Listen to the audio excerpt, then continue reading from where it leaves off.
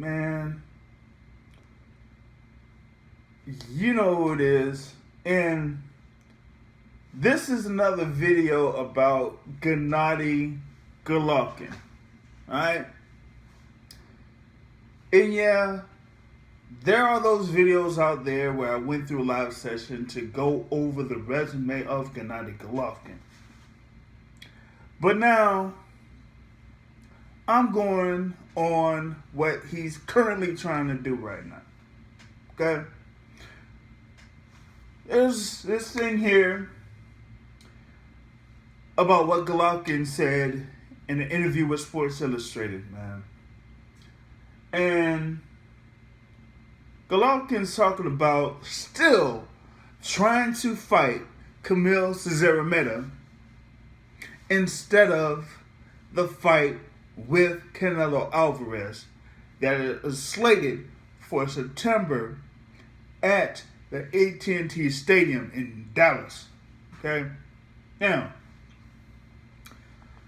we know about Gennady Golovkin in his last fight that he had against Sergey Derevyanchenko, where they gave him a unanimous decision. Y'all saw the fight. Come on, man. Alright? That was for the vacant IBF middleweight championship. Okay? They had made it to the point where they got Canelo Alvarez to give up that IBF belt because they wouldn't work out a fight between Canelo Alvarez and Sergey Derevyanchenko. So since that fight kind of fell through as they were trying to lock Canelo down for the fight with Sergey Kovalev for that WBO light heavyweight championship, that's how they got this particular fight for the vacant IBF middleweight championship. Now, with Gennady Golovkin getting that IBF middleweight championship again, as he's held it before, right? The possibility of him fighting Canelo Alvarez was out there. Okay? And with the fight that he had against Derevyanchenko and the way that it was close for a few people, but in others, they really felt like Sergey Derevyanchenko won that fight, that a rematch was basically in demand after this particular fight. Yeah. As stated before, okay, Gennady Golovkin ended up winning the IBF middleweight championship, which was vacant. What do you think his first decision was after winning that belt? Was it to try to go forward with a rematch with Sergey Derevyanchenko? No. What they wanted to do was they wanted to have a fight with the mandatory contender for the IBF middleweight championship. And with Sergey Derevyanchenko out of the way, as Derevyanchenko was the IBF mandatory, guess what? That mandatory defense didn't have to be honored for another 12 months. So, what is out there for the IBF mandatory? Or who? That person is Kamil Szeremeta, who went on that particular card at Madison Square Garden that was headlined by Golovkin, Derevyanchenko, and he fought Oscar Cortez. And he got a TKO victory in an 8-round fight. The TKO happened in the second round, but the fight was slated for 8 rounds. So, you had Kamil Szeremeta there that became 21-0. And he is an IBF mandatory contender. And he's only had 3 fights within 12, that were 12-round fights. Okay? He's had 1 to 3 10-round fights. Looking at his resume on BoxRec here, right? 3 10-round fights, 3 12-round fights, and his past 2 fights were 8-round scheduled bouts. He fought Oscar Cortez, who was 27-4, and the previous fight against Edwin Palacios over in, oh my goodness, let me tell you something, I can't even pronounce this dadgum city, man. Hetmanska Zezko, or I screwed that thing up, I don't care. But that person's record was 12-9-1. So, he had fought somebody over in France, looks like, and either France, nah, it wasn't even France, man. Oh, jeez, like, this thing here, yeah, man, over in Nord France, against Andrew Francelet. Andrew Francelet in France for a European title. And I guess that is what constitutes him as being next in line for being the IBF mandatory contender. But Gennady Golovkin wants to face that guy and have that IBF mandatory defense. It's funny how he was willing to do that so quick when he wouldn't really fight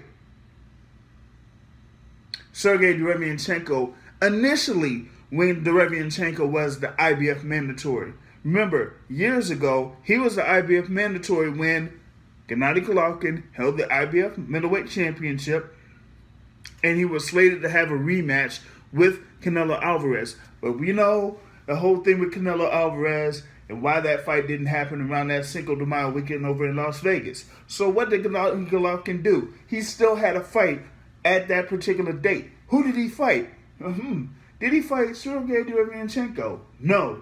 Did he fight? Did he fight Demetrius Andrade? No. Did he fight Jaime Munguia? No. They wouldn't clear the fight. So who did he fight? Veins Martirosyan, who was inactive for 2 years and was at 154 pounds. And because he fought Veins Martirosyan, that's why the IBF stripped him at that particular time. And Sergey Derevyanchenko fought for the vacant belt at that particular time against Daniel Jacobs and ended up losing. Daniel Jacobs ended up fighting Canelo Alvarez, ended up losing. Canelo Alvarez got that belt. He could have fought Sergey Derevyanchenko. They wouldn't really want to make that fight. So that's how that IBF belt got stripped from Canelo Alvarez. And so, conveniently, Gennady Golovkin got himself another shot at that title against Sergey Derevyanchenko.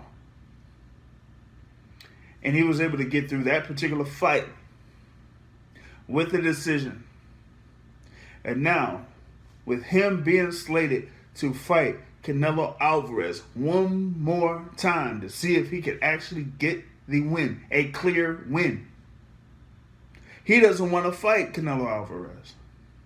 He wants to go ahead and have that fight with Kamil Szeremeta.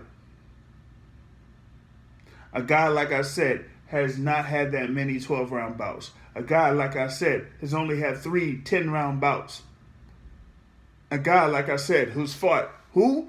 Edwin Palacios, who was 12-9-1, who had 5 consecutive losses before he fought Kamil Szeremeta. And for some reason, that fight was a unanimous decision win for Szeremeta. But Gennady Golovkin doesn't want to have a rematch with Sergey Derevyanchenko at this particular point of his professional career, when it's much bigger and much higher in demand than a fight between Golovkin and Kamil Szeremeta. Now, if you don't want to go ahead and fight Gennady Golovkin, what is he saying? That he didn't want to fight Gennady Golovkin. His trainer, Jonathan Banks, is reluctant to have that fight. not, against Gennady Golovkin, against Canelo Alvarez. That's how freaking upset I am about this, man. Freaking mixing the names up. Come on, man. What does this guy say? Let's see. I'm going to read it. I made a commitment before all this situation with coronavirus happened, Golovkin told Sports Illustrated, in reference to what his original plan was for 2020, where he said that he wanted to fight Kamil Szeremeta and say, oh, let me go ahead and get this IBF mandatory out of the way. Come on. I'm talking about my fight with Szeremeta. I intend to keep my word. Once the situation changes, as soon as everything is back to normal, I intend to have this fight first. I should point out that there is always two sides. They actually avoided this fight in September. They didn't want to fight in May of 2020, so I went my way. I had my own career and I figured, how long should I wait? Listen.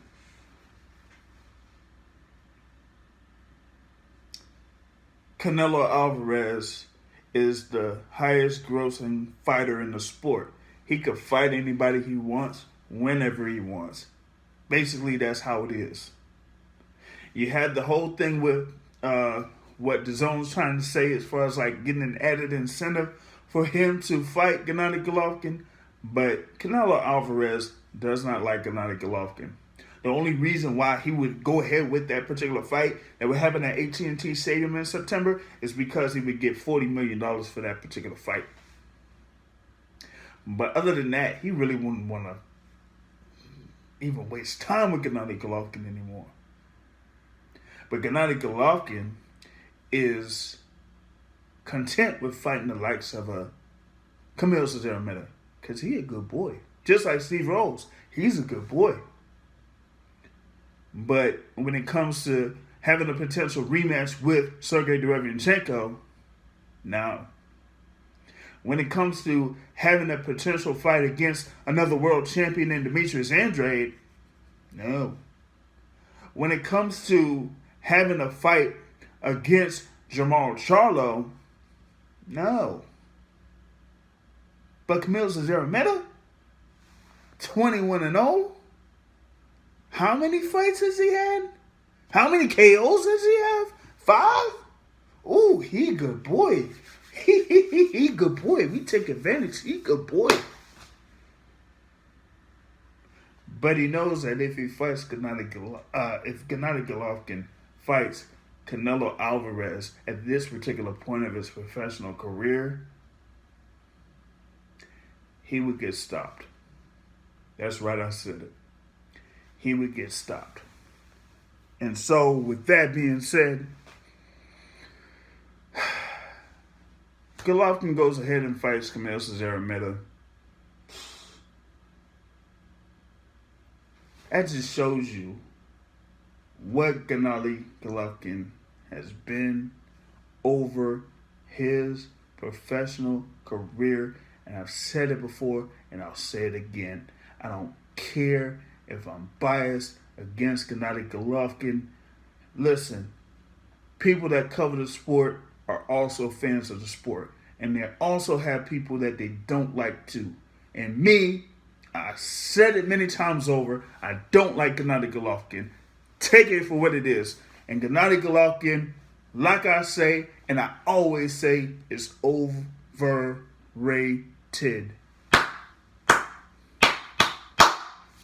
That's what it is.